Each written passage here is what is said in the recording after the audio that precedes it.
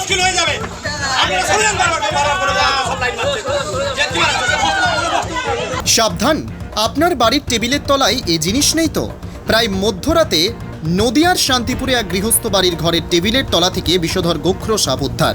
প্রচণ্ড গ্রীষ্মে বাড়ছে আবারও সাপের উপদ্রব। গৃহস্থ বাড়ির ঘরের টেবিলের তলায় বিষধর গোখ্র সাপ, নজর পড়তেই চক্ষু চড়ক গাছ বাড়ির সদস্যদের। বন দপ্তরকে খবর দিলে প্রায় 2 ঘন্টার প্রচেষ্টায় উদ্ধার হয় গোখ্র সাপটি। রবিবার মধ্যরাতে এমনই ঘটনার সাক্ষী থাকল নদিয়ার শান্তিপুর থানার বক্তার ঘাট এলাকার মানুষ।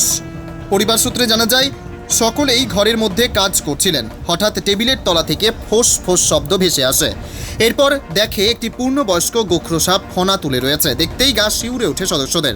প্রতিবেশীদের খবর দিলে এলাকায় ছড়িয়ে পড়ে আতঙ্ক। তড়িঘড়ি ফোন করা হয় বন দপ্তরকে। কিছুটা সময় বাদে বন দপ্তরের কর্মীরা ওই গৃহস্থ বাড়িতে এসে হাজির হয়। এরপর বিভিন্ন কৌশলে টেবিলের তলা থেকে বিষধর গোখ্র সাপটিকে উদ্ধার করে।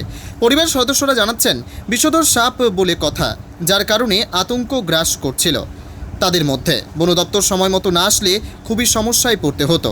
বন দপ্তরের কর্মীরা জানাচ্ছেন, তারা দিন রাত 24 ঘন্টা মানুষের সেবায় কাজ করে থাকেন। তবে বিষধর সাপ হইতে সাবধান। সাপ খাবারের সন্ধানে জঙ্গল থেকে বাড়িতে কিংবা ঘরের মধ্যে ঢুকে পড়ে। রাতের অন্ধকারে চলাফেরা করার সময় অবশ্যই আলো ব্যবহার করা উচিত। সাপ নিজে থেকে কামড়ায় না যদি কেউ তাদের ক্ষতি না করার চেষ্টা করে। তবে গোখ্র সাপটি উদ্ধার করার পরে এখন অনেকটাই আতঙ্কমুক্ত পরিবার।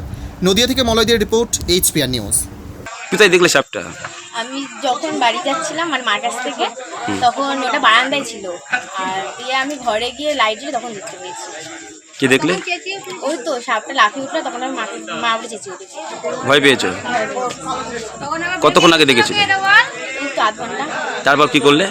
তারপর তো সবাইকে ডাকলো মা, গ্রামের লোকদের, তারপর এই শীতকালের লোকদের ডাকলো, ওরা আসলো, তারপর আপনাদের ডাকলো। তা বন দপ্তরে খবর দিলে বন দপ্তরের লোক তুলে ধরে নিয়ে যায়? সাপটা ধরেছে বন দপ্তরের লোক? হ্যাঁ, নিয়ে গেছে। কতটা আতঙ্কে ছিলে? প্রচণ্ড ভয় ছিলাম। তাহলে এখন কি ভয় কেটেছে? আপনার নাম?